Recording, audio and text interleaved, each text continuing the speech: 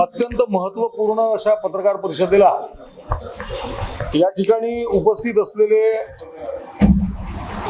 1982 मध्ये ज्यांनी भारतीय जनता युवा मोर्चाचे सरचिटणीस म्हणून काम सुरू केलं असे रविभाऊ खांडेकर, 1990 मध्ये भारतीय जनता पार्टीला विजय मिळवून देताना जी तेव्हाची भाजपा होती त्यामध्ये अत्यंत सक्रिय भूमिका असलेले किरणभाऊ पातुरकर, त्यांचा वर्तमानातला परिचय देत नाही कारण की तो तुम्हाला सगळ्यांना माहिती आहे. विद्यार्थी परिषदेपासून पूर्ण वेळ कार्यकर्ते असलेले आणि नंतर युवा मोर्चाचे पूर्ण वेळ कार्यकर्ते असलेले आणि प्रदेशातल्या राष्ट्रीय स्तरावरच्या जबाबदाऱ्या या तिन्ही नेत्यांनी सांभाळल्या, म्हणजे किरण भाऊंनी पण सांभाळली आहे. दिनेशजी सूर्यवंशी या ठिकाणी आहे. किरणताई महल्ले ज्या अमरावतीच्या दुसऱ्या महापौर होत्या त्या आणि पहिल्या महापौर ज्या होत्या महिला महापौर त्या विद्याताई देशपांडे, त्यांचे सुपुत्र विद्याताईंचे सुपुत्र या ठिकाणी आहे. किरणताई महल्ले आज इथे या पत्रकार परिषदेला हजर राहणार होत्या, पण वसंतराव धोत्रे यांच्या पत्नीचं निधन झाल्याने त्यांच्या आप्तेष्ट असल्यामुळे आणि शिवाजी शिक्षण संस्थेतले संबंध असल्यामुळे त्यांना तिथे जावं लागलं, म्हणून त्या इथे येऊ शकलेल्या नाही, त्या राहणार होत्या. आपल्या युवावस्थेपासून युवा मोर्चामध्ये आणि नंतर भारतीय जनता पार्टीत काम करणारे वर्तमानातील भारतीय जनता पार्टीचे प्रदेश सचिव, युवा मोर्चापासून प्रारंभ केलेले 90च्या पूर्वी, मी सगळ्यांचा जो परिचय देतो आहे 1990च्या पूर्वीचे कार्यकर्ते आहेत. जयंतराव डेहनकर या ठिकाणी आलेले आहेत. अगदी सुरुवातीच्या काळापासून भाजपात सक्रियपणे कार्य करणाऱ्या संध्याताई टिकले इथे आहेत. गंगाताई खारकर कुटुंबीय हे 90च्या पूर्वीपासून भारतीय जनता पार्टीचं कुटुंब आहे, त्यांचं प्रतिनिधित्व करणारे आहे. आणि विद्यमान वर्तमान कार्यकारिणीतील महासचिव सतीशजी करेसिया, चेतनजी पवार, आमचे युवा मोर्चाचे अध्यक्ष आपले विवेकजी कलोती, युवा मोर्चाचे अध्यक्ष कौशिकजी अग्रवाल, सुरुवातीपासून काम करणाऱ्या रश्मीताई दामोदर आमच्या नगरसेविका, सुरेखाताई लुंगारे, अनिता राज, जगदीशजी कांबे, ओबीसी मोर्चाचे अध्यक्ष कुणाल टिकले, अतकरेजी, गंगाधे खारकरचा उल्लेख केला मी, हे सगळे या ठिकाणी उपस्थित आहेत. मिलिंद मांबल आहेत. आज ही महत्वाची पत्रकार परिषद यासाठी बोलवली आहे की अमरावती आणि बडनेरा या दोन्ही विधानसभा मतदारसंघांमध्ये कमळ नाही, भारतीय जनता पार्टीचा उमेदवार नाही, महायुतीचे उमेदवार आहेत आणि दोन्ही ठिकाणी आम्ही महायुतीला समर्थन दिलेलं आहे. आम्ही महायुतीच्या सोबत आहोत. काल माननीय देवेंद्रजी फडणवीस यांची बडनेरा विधानसभा मतदारसंघामध्ये सभा झाली आणि या सभेमध्ये आम्ही सगळेजण उपस्थित होतो. त्यापूर्वी मोठ्या प्रमाणामध्ये आमदार रवी राणा यांचं, उमेदवार रवी राणा यांचं या कार्यालयामध्ये, भाजपच्या लक्ष्मण स्मृती कार्यालयामध्ये आम्ही जोरदार स्वागत केलं. आमचे सर्व कार्यकर्ते, प्रमुख पदाधिकारी, बूथ प्रमुखांपासून सगळे लोक या कार्यक्रमामध्ये सहभागी होते. देवेंद्रजींनी काल अतिशय स्पष्ट शब्दामध्ये भाजपाची भूमिका जाहीर केली आहे की बडनेरामध्ये आम्ही आमदार रवी राणा यांच्या सोबत आहोत आणि अमरावतीमध्ये आम्ही महायुतीच्या आमच्या उमेदवार सुलभाताई खोडके यांच्या सोबत आहोत. पण अमरावती शहरामध्ये आमच्या एक असं निदर्शनास आलेलं आहे की ज्यांनी गेली 2 दशकं भाजपावर प्रेम केलं नाही असे एक उमेदवार, म्हणजे त्यांचं नाव घेऊन सांगायचं, पत्रकार परिषदेत नाव लपवायचं नसतं, जगदीश गुप्ता हे भाजपावर क्लेम सांगायला निघाले आहे की मी भाजपाचा उमेदवार आहे, भाजपाचा समर्थित उमेदवार आहे आणि मीच भाजपाचा खरा प्रतिनिधी आहे. या पद्धतीचा क्लेम त्यांनी भाजपावर सांगणं सुरू केलेलं आहे. आता सध्या त्यांना त्यांचं हिंदुत्व अतिशय दाटून आलेलं आहे आणि भाजपाविषयीचं प्रेम अतिशय दाटून आलेलं आहे. त्यांचं तुम्हाला माहिती आहे, कल्पना आहे की गेल्या 4 दिवसापूर्वी त्यांचं भाजपाने निष्कासन केलं. अनेक पत्रकार देखील युवा पिढीतले आहेत, त्यांना देखील जुनं तुम्हाला अभ्यास असतो, मला माहिती आहे, पण अनेकदा तो त्या घटनांच्या वेळी आपण नसतो म्हणून त्या स्मरणात नसतात. पण हे त्यांचं दुसरं निष्कासन आहे. भारतीय जनता पार्टीत पक्षविरोधी कारवाया केल्याबद्दलचं हे त्यांचं दुसरं निष्कासन आहे. तर काल परवा त्यांचं निष्कासन केल्यानंतर काल परवा जगदीश गुप्तांची रॅली पार्टी कार्यालयातला आमचा जो अटेंडंट आहे, आमचा कार्यकर्ता जो ऑफिस उघडतो, तो एकटा कार्यालयात असताना ती सगळी ते आणि त्यांच्या समर्थकांची गर्दी कार्यालयामध्ये शिरली. कार्यालयाच्या आतमध्ये येऊन कार्यालयाच्या ओट्यावर येऊन स्वागत करून त्याचे फोटो व्हायरल केले आणि भारतीय जनता पार्टीच्या कार्यालयामध्ये भाजपाने निष्कासित केलेल्या उमेदवाराचा तोच जणू काही अधिकृत उमेदवार आहे या पद्धतीने त्यांचं स्वागत झाल्याचे फोटो व्हायरल झाले. मला असं वाटतं की हे अत्यंत दुर्दैवी आहे. हे नैतिकतेला धरून नाही, हे नैतिकतेला धरून नाही. आम्ही जेव्हा महायुतीचं काम करतो आहे तेव्हा आम्ही एखाद्या काँग्रेसच्या कार्यालयात घुसणं, दुसऱ्या पक्षाच्या कार्यालयात घुसणं, शिरणं आणि तिथले फोटो व्हायरल करणं हे नैतिकतेला धरून नाही. पण हे कृत्य जगदीश गुप्ता यांनी केलं आणि या अशा प्रकारच्या पोस्टमुळे आणि अशा प्रकारचं वातावरण जे उभं करतायत या वातावरणामुळे अनेक मतदारांच्या मनामध्ये संभ्रम आहे. तो संभ्रम दूर करण्यासाठी आज आम्ही अधिकृत आमची भूमिका मांडत आहोत की आम्ही महायुतीच्या पाठीशी आहोत. एक गोष्ट अशी आहे की आपल्याला सगळ्यांना कल्पना आहे की जगदीश गुप्ता 1990 मध्ये भाजपाचे आमदार म्हणून निवडून आले होते. 1995 मध्ये अधिक मतांनी निवडून आले होते. त्यानंतर सलग 3.5 वर्ष ते मंत्री होते. 1999च्या निवडणुकीमध्ये त्यांचा डॉक्टर सुनील देशमुखांनी पराभव केला. 99 नंतर 2004 मध्ये त्यांना पुन्हा उमेदवारी दिली. तेव्हा प्रचंड मताधिक्याने सुनील देशमुखांनी त्यांचा पराभव केला. दरम्यान ते जरी भाजपाचे विधानसभेतले उमेदवार होते तरी त्यांना 2000 मध्ये विधान परिषदेची पण उमेदवारी दिली होती. तिथेही ते निवडून आले होते. सलग 22 वर्ष भारतीय जनता पार्टीने त्यांना उमेदवारी दिलेली आहे. त्या 22 वर्षाच्या उमेदवारीमध्ये 2 वेळा ते अमरावतीतून निवडून आले आणि ते विधान परिषदेवर आमदार असतानाच त्यांचं जे एककल्ली धोरण होतं की भारतीय जनता पक्षाचे काम करणारे जे पदाधिकारी आहे त्या पदाधिकाऱ्यांचं खच्चीकरण करणं, मनमानी करणं, एककल्ली कारभार करणं, मैं बोले सो कायदा, हम बोले सो कायदा, मी जसं म्हणेल तसाच पक्ष चालला पाहिजे, मी असं म्हणेल तसंच कार्यकर्त्यांनी चाललं पाहिजे. या कारभारापायी त्यांनी अनेकदा निर्णय पक्षविरोधी घेतले.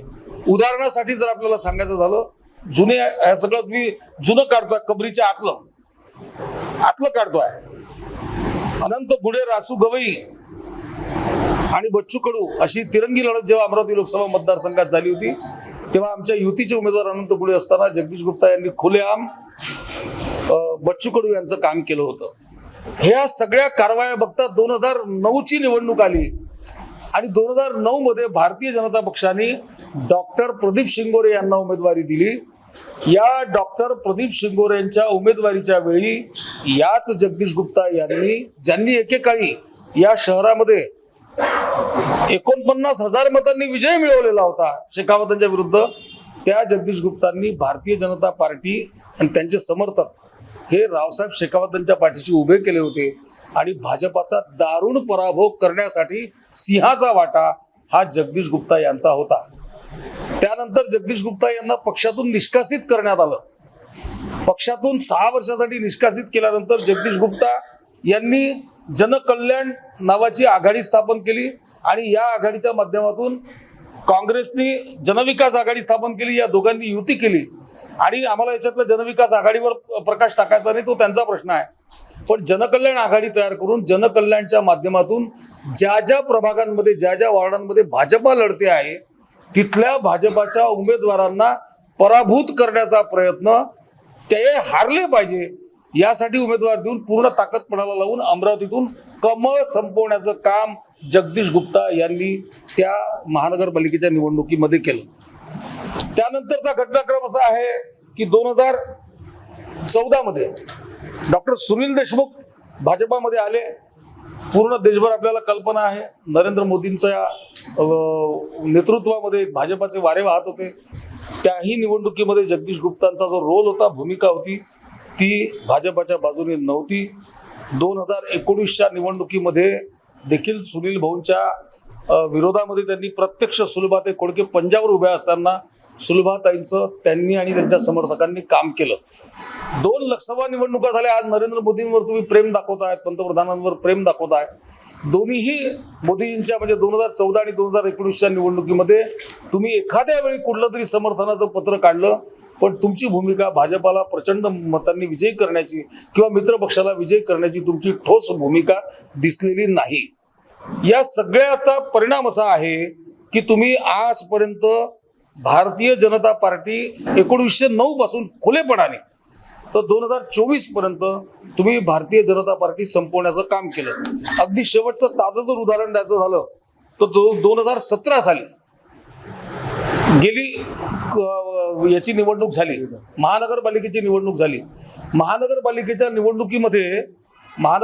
निवडणुकीमध्ये भारतीय जनता पार्टीने लक्षणीय यश मिळवलं. 45 जागा भारतीय जनता पार्टीच्या विजयी झाल्या. त्या निवडणुकीमध्ये आज आमच्याजवळ इथे काही उमेदवार बसलेले आहेत. बोलणं उचित नाही म्हणून ते बोलणार नाहीत, पण त्यांच्या प्रभागामध्ये ते पॅनल पाडण्यासाठी पूर्ण ताकद जगदीश गुप्ता यांनी भाजपाचे पॅनल पाडण्यासाठी लावली.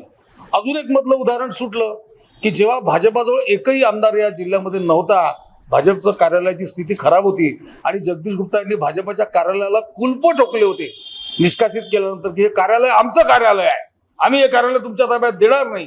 तेव्हा आज इथे बसलेले हे जे सगळे नेते आहेत, मी तो उशिरा आलो भाजपामध्ये, विचार परिवारामध्ये काम करत होतो, भाजपाशी संबंध होता, भाजपाचाच व्होटर होतो, भाजपाच्या परिवारातच जन्म झालेला होता, पण भाजपाचा सक्रिय पदाधिकारी उशिरा झालो.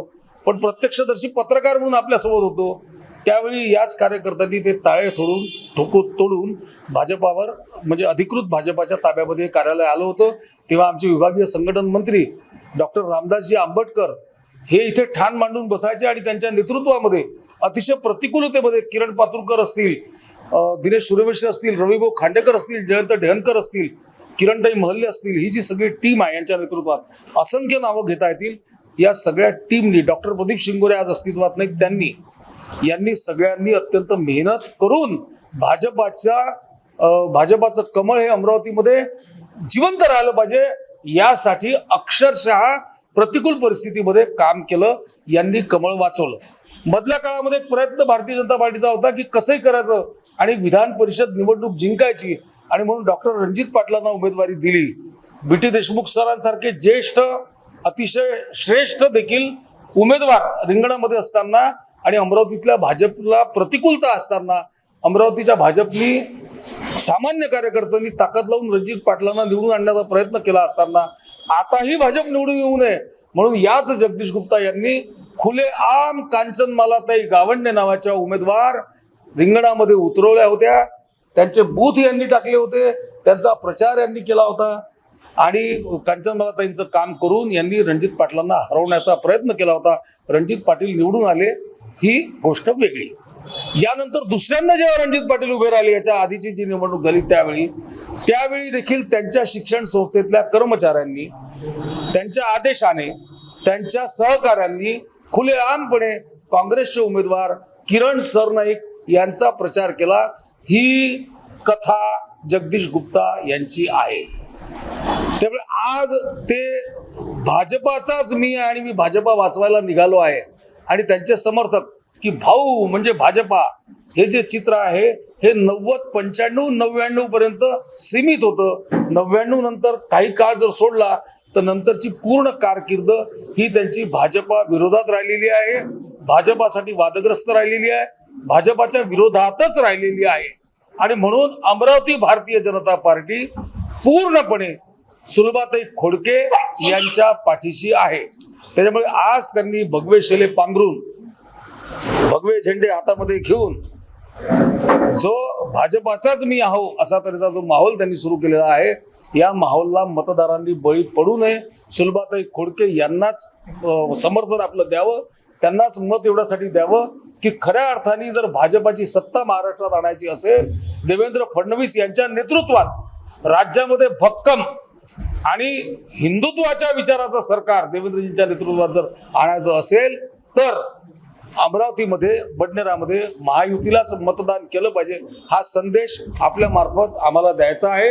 हे जे सध्या भाजपा प्रेमाचं पांघरून आहे, ही झूल पांघरलेली आहे, ही मतदारांना भ्रमित करण्यासाठी आम्ही पांघरलेली आहे. एवढं मी माझं निवेदन थांबवतो. तुमचे प्रश्न असतील तर काही उत्तरं मी देईल, काही यांना सगळ्यांना प्रत्यक्ष अनुभव आहे हे देखील त्याच्यावर बोलू शकतो. जनता पार्टीचे सक्रिय कार्यकर्ते तुषारजी भारतीय यांनी बंडखोरी केलेली आहे.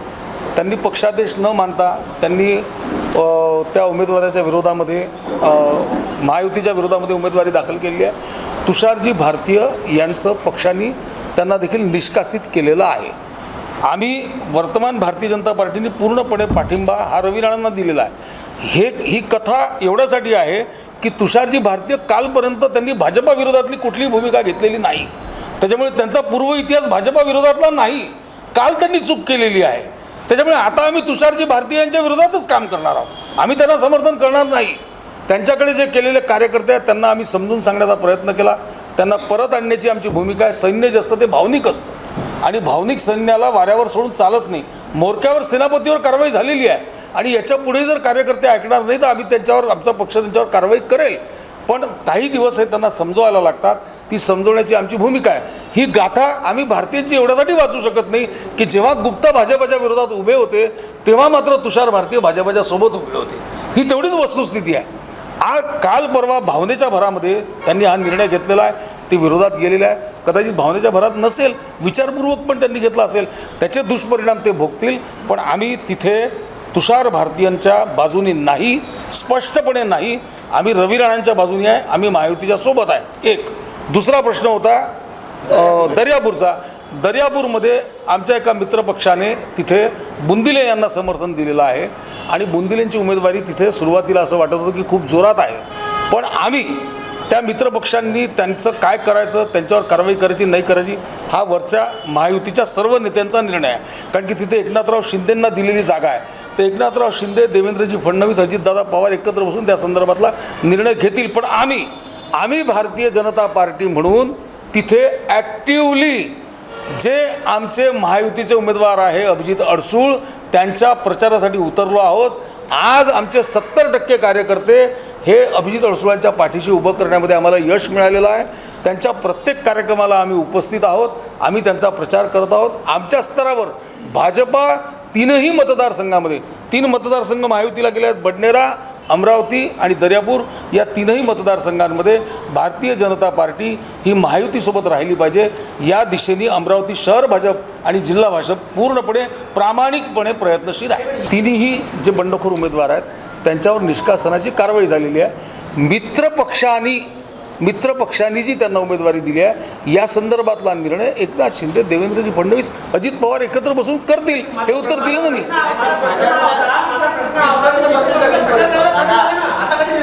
दादा, जिल्हाध्यक्षाचा भाजपच्या प्रचारात स्टार प्रचारात नवनीत राणांचे फोटो त्यांच्या बॅनरवर लागलेले, तरी जिल्हाध्यक्ष शांत आहे, भाजपा शांत आहे. मी तुम्हाला आम्ही काही संभ्रम निर्माण केलेला नाही. संभ्रम ऐकून घ्या, तुमचे प्रश्न होऊन जाते. मी बोलतो तेव्हा मला बोलू द्या, आहे ना. तुम्हाला मी बोलतो ते मला बोलू द्या.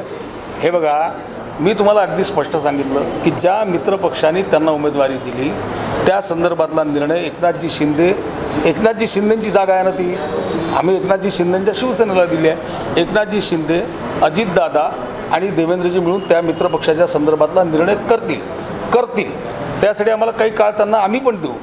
दुसरा भाग आमचा जिथपर्यंत विषय आहे, आम्ही भारतीय जनता पार्टी म्हणून आम्ही अडसूळांच्या पाठीशी आहोत, हे चित्र आम्ही कार्यकर्त्यांमध्ये उभं केलं. आमच्या कार्यकर्त्यांनी, तिथल्या स्थानिक कार्यकर्त्यांनी पत्रकार परिषद घेऊन आपली भूमिका जाहीर केली आहे की आम्ही बुंदिलेंसोबत नाही, आम्ही मित्रपक्षासोबत आहोत. आता तुमचा हा प्रश्न स्वाभाविक आहे की त्याच्यावर जे फोटो आहेत तर ते फोटो त्यांनी लावायला नको, जसा जगदीश भाऊंनी काल फोटो लावला नरेंद्र मोदींचा, देवेंद्रजी फडणवीसांचा, तर आम्ही त्यांना म्हणू शकतो की तुम्ही लावू नका. ऐका, आम्ही तेवढ्या याच्यावर किती प्रेस घेतली, प्रेस दर्यापुरातही घेतली. अमरावतीतल्या प्रेसला आवाज मोठा होतो, दर्यापूरच्या प्रेसचा आवाज कमी होतो, तुम्ही सगळ्यांनी छापलेली आहे. परवा नाही, ज्यांनी प्रेस घेतली ते बुंदिलेच्या प्रचारात नाही, ते लोक अडसूळचं काम करतात. अभिजित अडसूळांना हा प्रश्न तुम्ही विचारा, तुम्हाला अभिजित अडसूळ नावांसहित सांगतील की भाजपचे तिथले मोजके पदाधिकारी, आम्हाला तेही माहिती आहे, आता त्यांच्या नावं मी घेणं उचित नाही, मोजके पदाधिकारी फक्त बुंदिलेंसोबत आहे, बाकी सर्व पदाधिकारी अडसूळांचं काम करतात. मी तुम्हाला सांगतो की हे त्या उमेदवाराच्या विवेकावर अवलंबून आहे. मी तुम्हाला तेच सांगतो आहे की तिथे बुंदिलेंनी भाजपच्या नेत्यांचे फोटो लावणं, इकडे जगदीश गुप्तांनी भाजपच्या नेत्यांचे फोटो, ऐकणं यार एक मिनटं भैया, इकडे जगदीश गुप्तांनी भाजपच्या नेत्यांचे फोटो लावणं आणि तिकडे तुषार भारती यांनी भाजपच्या नेत्यांचा फोटो लावणं हे अनैतिक आहे. त्यांनी हे करू नये, कारण की त्यांचं भाजपातून निष्कासन झालेलं आहे.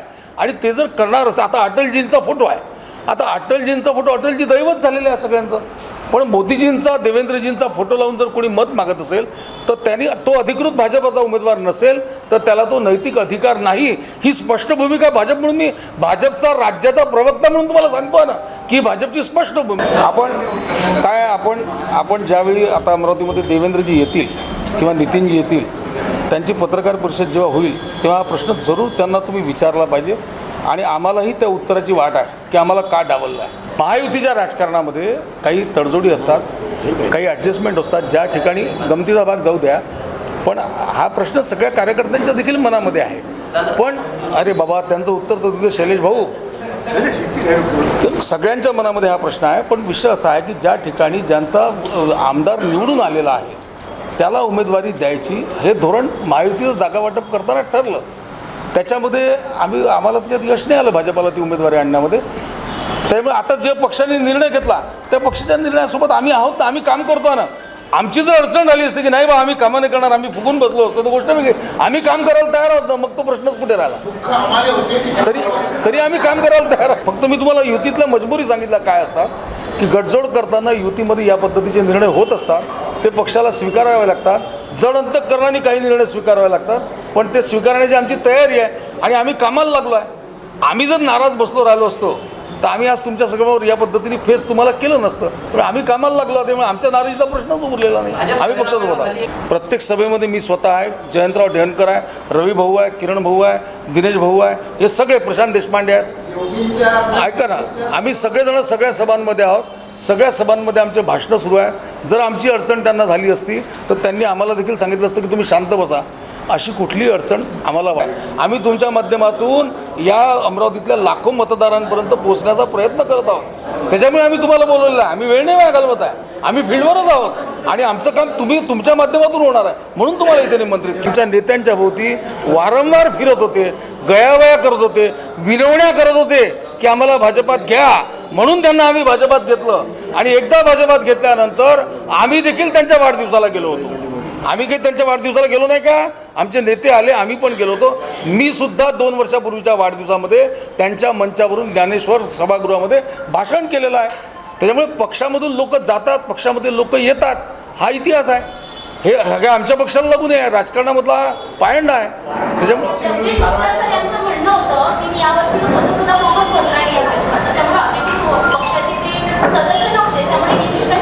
ते प्रदेश कार्यकारिणीचे सदस्य होते, विशेष निमंत्रित होते. त्यांच्या पोस्टरवर लिहिलेलं आहे, त्यांच्या लेटर हेडवर लिहिलेलं आहे.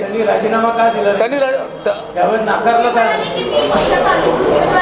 नाही, असं आहे की तुम्ही का नाही, मी होऊ शकत नाही असं बोलले, ते का स्वीकारलं, ते का मानलं?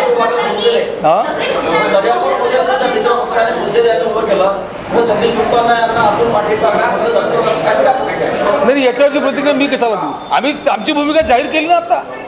असं आहे की नाही मी आज त्यांच्यावर बोलायला आलेलोच नाही आहे.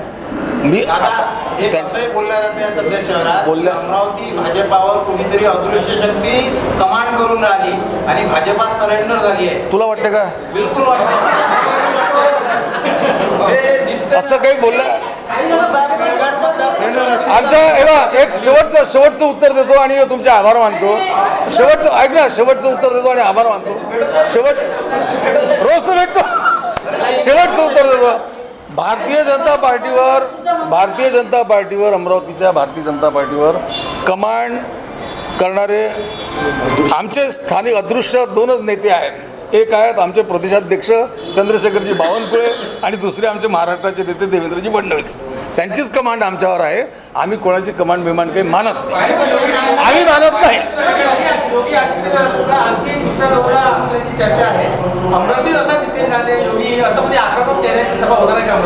होऊ शकते अजून. आता कसं आहे, सगळ्यांच्या सभा पाईपलाईनमध्ये आहे. आम्ही मागणी केली आहे की मोठ्या नेत्यांच्या सभा अमरावतीमध्ये व्हाव्या. आम्ही मोठ्या नेत्यांच्या सभा मागितलेल्या आहेत.